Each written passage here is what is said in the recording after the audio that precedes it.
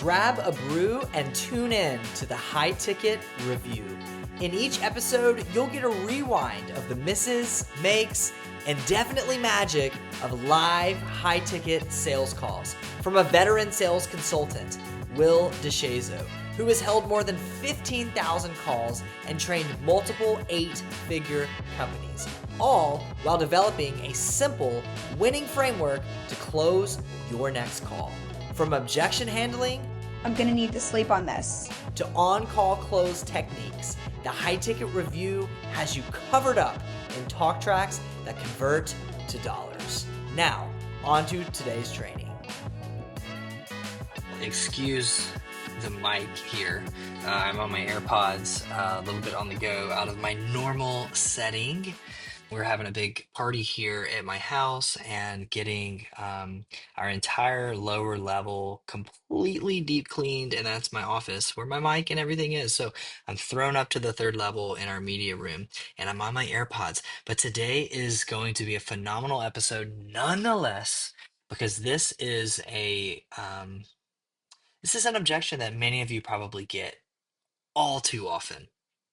And that is the objection of, I need to think about it. Or, hey, I have a rule with myself. I take 48 hours, I take a week, I take 3 days. Or, hey, I just need to do a little more research before I feel like I'm making a decision. So why are people saying that? Like what? Because people buy 6,000, 8,000, 12,000, $24,000 offers on the phone within an hour, 60, 90 minutes every day. This happens a lot, you guys. So what's leading this person, your prospect, to say that they need to think about it? And hey, is it weird that the vast majority of your prospects are saying that? Do you think at that point it's them or it's you? Yeah, right. It's probably something that we're doing or something that we're not doing on our conversations, right? And more times than not, it's actually something that you are not doing. Better yet, there are 4 things you are probably not doing on your call. And by not doing those things, it's leading the prospect to feel as though they really do need to spend some time to think about this. Okay. Now, will this solve 100% of the people? No, no, no, no, no. But it will bring this down tremendously. So this is a little bit of a different podcast episode because this was a training, kind of an asynchronous training that I sent over to one of the sales reps on our team.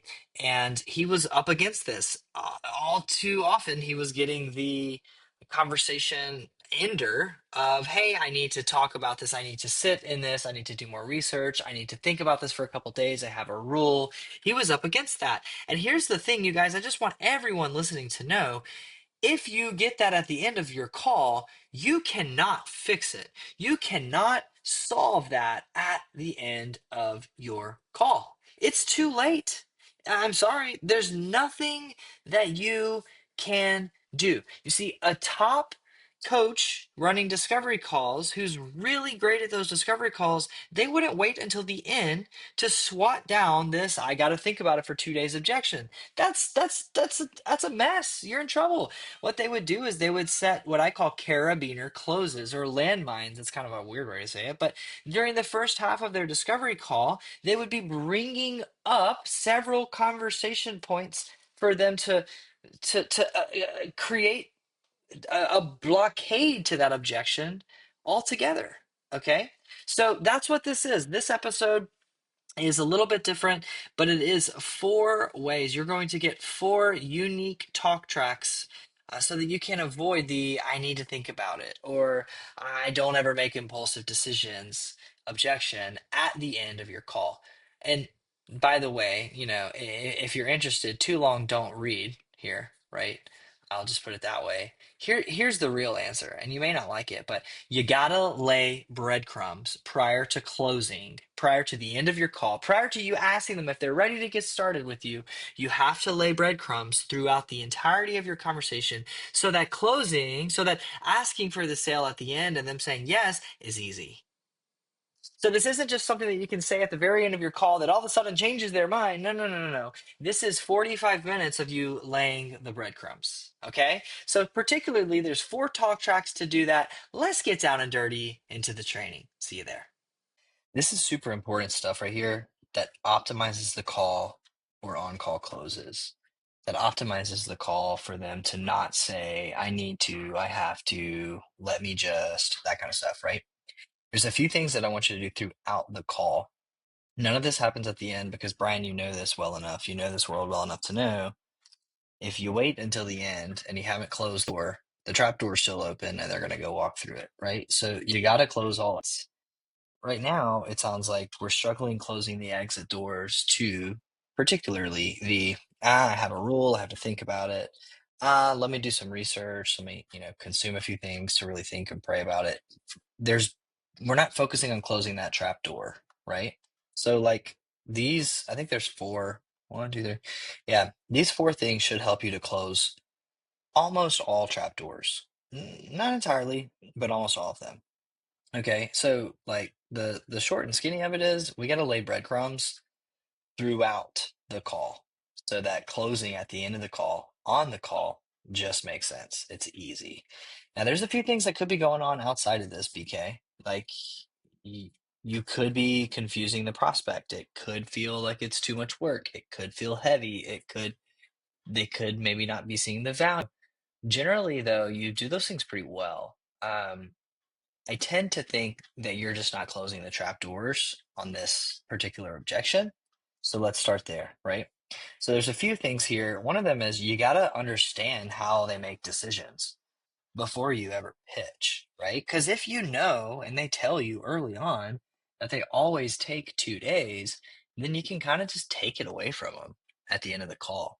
Hey, and I know you don't even want this right now because you spend your whole 2 day thing, and that's totally fine. But what is it that you know, might steer you away from this over the next 2 days, right? Like, then you surface the real objections from there, right? So you need to understand their decision, like how they make decisions, right? You'll see that here. So I'm doing this in the middle of discovery, really when I've gotten the primary problem that they're up against. So um, here's a talk track, right? Hey, quick, when because it sounds like you've invested in your business and you saw some results, maybe you could get them to say something like that, right? You're faced with an important decision, like what do you do? Like how do you decide to move forward or not? Do you take action kind of at once if it feels like it's dialed in and right, or do you have a set process you follow? I'm not gonna like say, do you spend 2 days to think about it? I'm not gonna give them that specific, but I wanna hear what their process is, right? And if they say, oh no, I always think about it, right? Then I'm gonna dig a little bit more. Okay, when you say think about it, what do you mean by that? What do you need? What do you normally get, right? So now I know, okay, cool. That's what I'm going to be up against at the end of this call, so I can handle closing accordingly. I may shift a few things at the end of the call during closing. I may optimize for that 2 day window.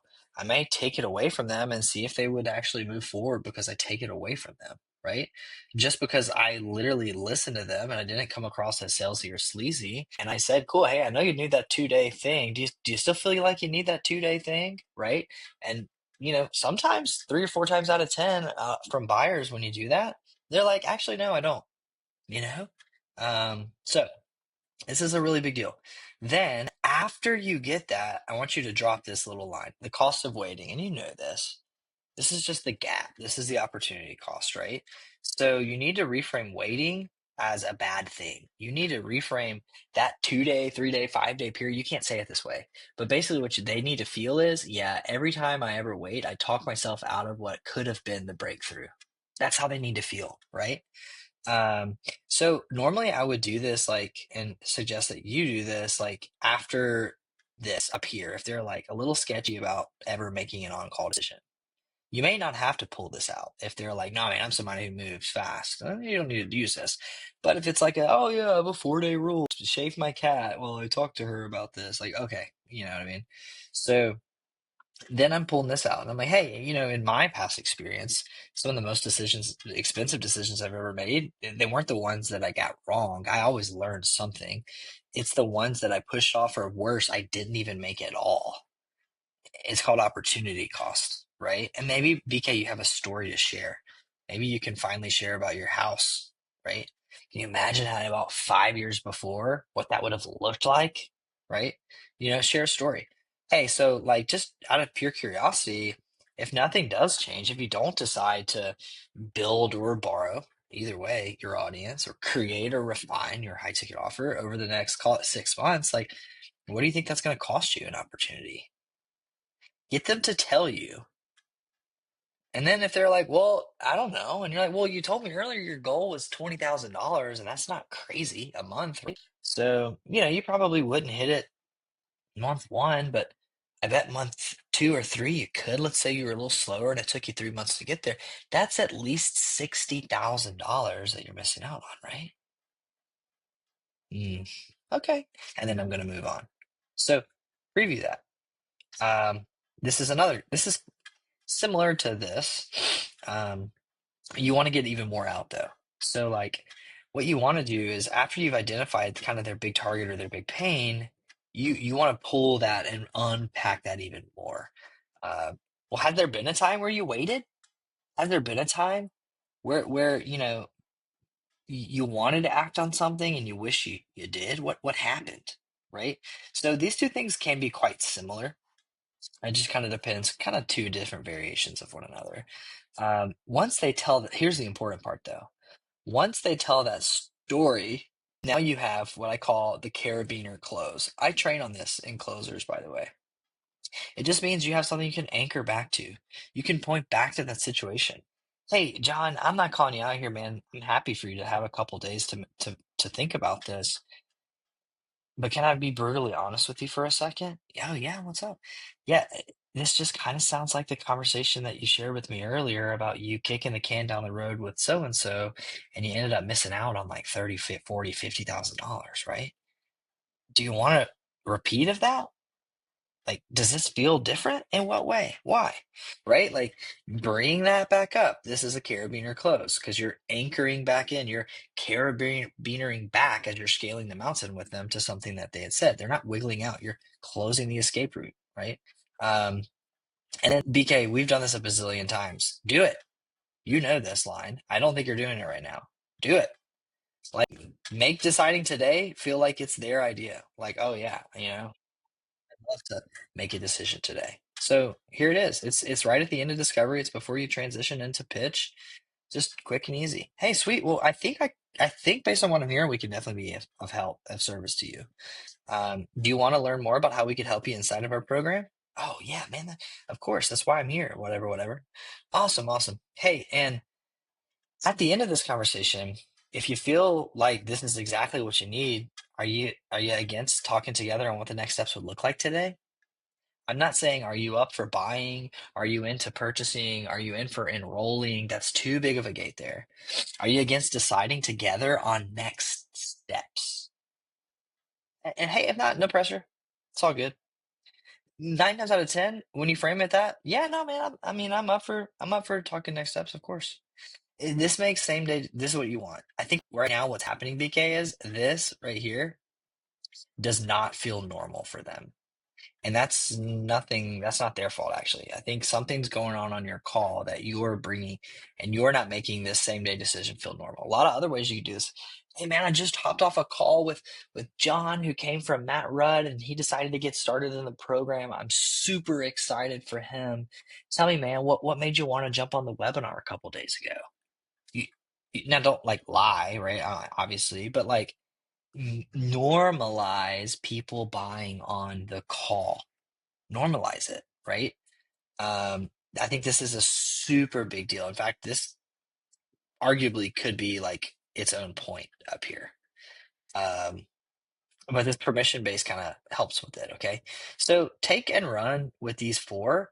Use, these are kind of two variations, but use these on your next call. May feel like, duh, of course I'm going to make a decision. Of course, everyone makes a decision. Um, Use this. Okay, bro.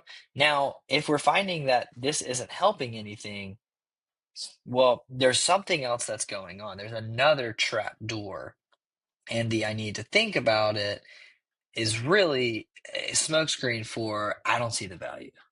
Or really a smokescreen for I feel like I'm being pushed. Or really a smokescreen for this feels like group coaching and that's expensive. Or really a smokescreen, you see, right? It could be something else.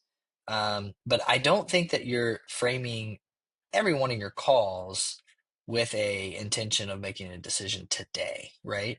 By doing some of this stuff. So dive into this, brother. I hope that this is super helpful, and maybe you can get me over a recording of a call that you've done this on. All right, man. Talk soon.